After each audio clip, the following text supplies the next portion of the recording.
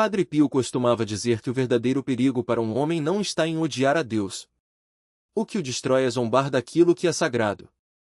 A zombaria endurece o coração, cega a consciência e ergue uma barreira intransponível entre a alma e a misericórdia. Poucas visões o abalaram tanto quanto aquela em que testemunhou o destino de um homem que passou a vida inteira ridicularizando a cruz.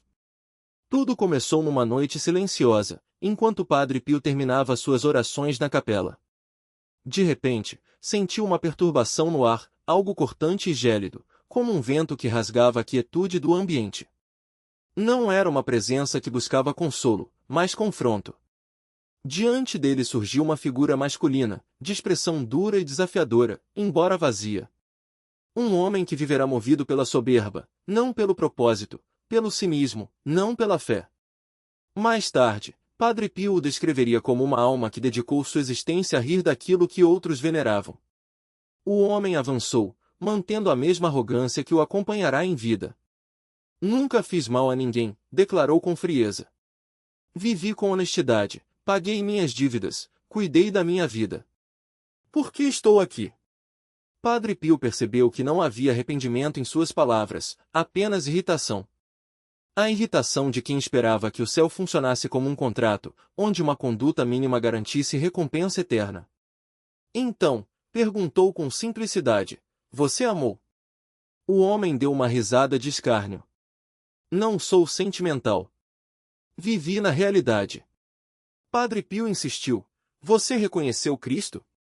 O homem revirou os olhos, um gesto que repetira incontáveis vezes na terra sempre que a cruz era mencionada.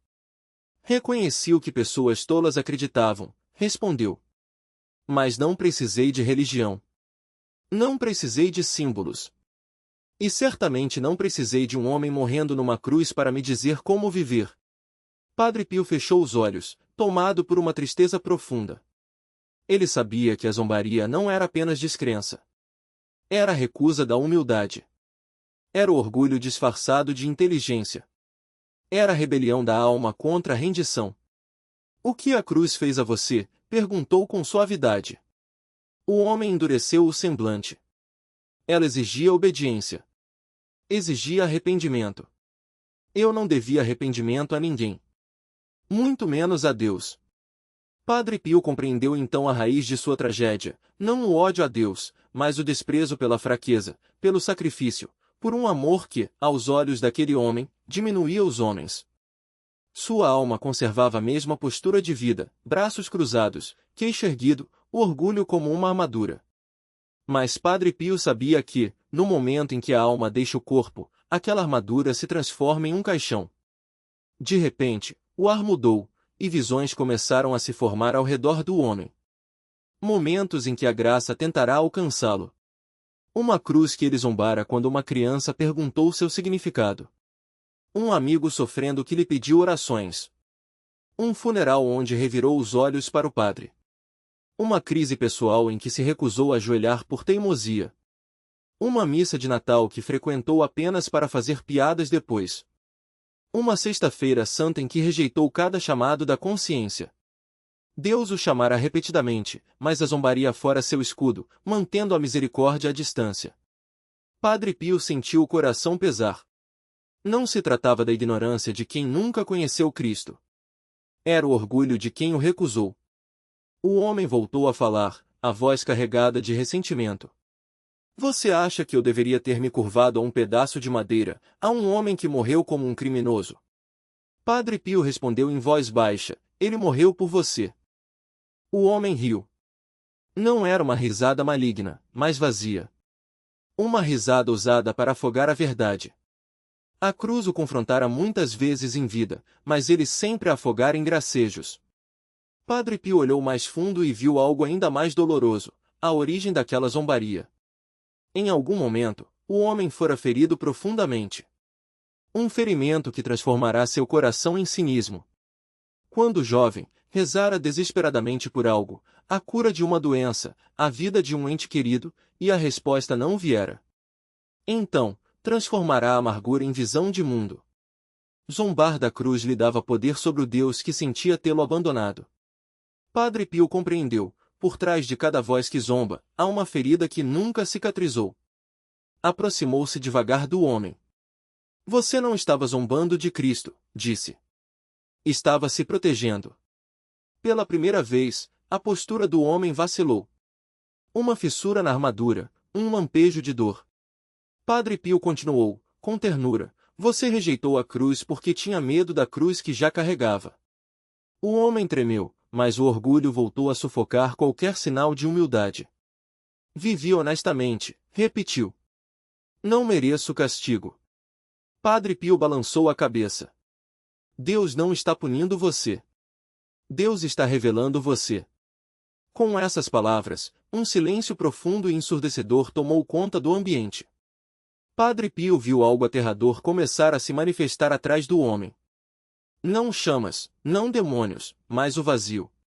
Uma escuridão fria e oca. O mesmo vazio que ele escolhera cada vez que ridicularizar o sagrado.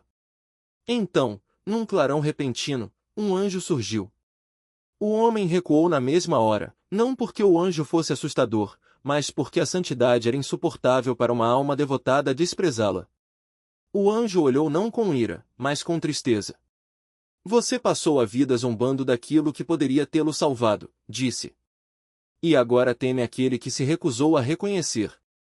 O homem deu um passo para trás, balançando a cabeça. Isso não é justo, murmurou. Eu não rejeitei Deus. Apenas não precisei dele. Padre Pio respondeu com firmeza, quem zomba da cruz já declarou que não precisa de Salvador. O anjo mostrou ao homem cada momento em que rira da fé e cada instante em que Cristo, mesmo assim, estendera a mão. Mas o homem desviava o olhar todas as vezes. Não suportava a misericórdia, porque ela exige humildade, algo que ele nunca aprenderá a praticar. O momento final do juízo se aproximava, e Padre Pio sabia que o destino daquele homem dependeria inteiramente de sua capacidade de se ajoelhar, ainda que uma única vez. O anjo permaneceu diante dele em silêncio absoluto, sua presença radiante, porém solene. Padre Pio entendia que aquele silêncio era, em si, um julgamento. Não uma condenação, mas uma revelação. O homem se remexeu, tentando se agarrar à antiga arrogância, mas ela escorregava entre seus dedos. Não porque sentisse remorso, mas porque a verdade finalmente o cercava, e não havia mais onde se esconder. O anjo perguntou, com uma voz calma, mas penetrante, por que você zombou da cruz? O homem abriu a boca, pronto para repetir as mesmas desculpas de sempre, que a religião era para os fracos, que a fé era irracional, que viverá uma vida moral sem precisar de Deus. Mas, ao tentar falar, as palavras morreram em sua garganta. A visão lhe mostrou que nenhuma daquelas justificativas fora sincera. Zombara da cruz porque temia a vulnerabilidade. Zombara de Cristo porque temia se entregar. Zombara dos fiéis porque temia que eles tivessem encontrado um amor que ele não conseguia compreender. O anjo ergueu a mão, e cenas do passado do homem encheram o ambiente como um tecido vivo. Padre Pio viu o primeiro instante em que aquele homem começara a ridicularizar a fé, ainda menino. E ali, naquele instante de queda silenciosa, Padre Pio compreendeu a verdade mais terrível: o inferno não era um lugar de chamas, mas de ausência. A ausência de Deus, a ausência de luz, a ausência do amor que sempre estivera ali, estendido como uma mão aberta, e que fora recusado. O homem não fora lançado em tormentos, ele simplesmente deixará de existir para o único que poderia preenchê-lo. Sua queda não era um castigo imposto, mas a consequência natural de uma vida inteira construída sobre a recusa. O anjo voltou-se para Padre Pio, e em seus olhos havia uma tristeza tão profunda que parecia conter todas as lágrimas que os homens jamais derramaram por suas próprias almas. A misericórdia é como o sol, disse ele. Brilha sobre todos, mas só aquece aqueles que se expõem a ela. Este homem passou a vida inteira de costas para a luz, e agora não sabe mais como se virar. Padre Pio sentiu o peso daquelas palavras como se fossem suas.